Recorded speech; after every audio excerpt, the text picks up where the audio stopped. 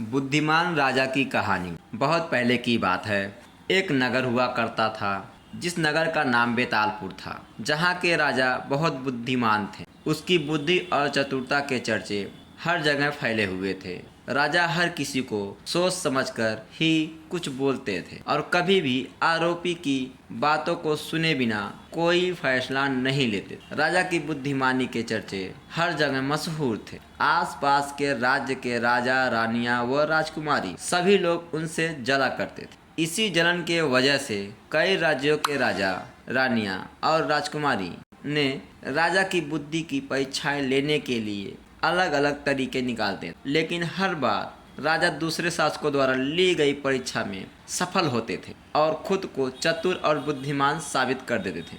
एक दिन राजा की बुद्धिमत्ता परखने के लिए राजकुमारी आई और उनके हाथ में दो फूलों की माला थी। उन दोनों मालाओं में से एक असली और दूसरी नकली थी। उन दोनों माला को देखकर कोई नहीं बता सकता था कि असली कौन से हैं और नकली कौन। राजकुमारी ने दोनों मालाओं को राजा के सामने रखा और कहा, राजा, अगर आप इतने बुद्धिमान हैं तो ये बताएं, इनमें से असली फूलों की माला कौन सी है। राज दरबार में बैठे सभी लोग हैरान हो गए, क्योंकि उन्हें भी असली और नकली फूलों की माला पहचान में नहीं आ रही थी। सभी लोग सोचने लगे, आखिर राजा असली माला कैसे पहचाने। राजा को भी दोनों माला देखकर हैरानी हुई, लेकिन उसके दिमाग में एक आइडिया आया। उन्होंने तुरंत अपने सेवक से बोला, बगीचे की खिड़कियां खोल दो। सेवक ने जैसे ही खिड़कियां खोली तो बाहर फूलों पर बैठी मधुमक्खियां उड़कर अंदर आने लगी। राजा कुछ देर मधुमक्खियों को देखते रहे। फिर जैसे ही मधुमक्खियां फूल की माला पर बैठी,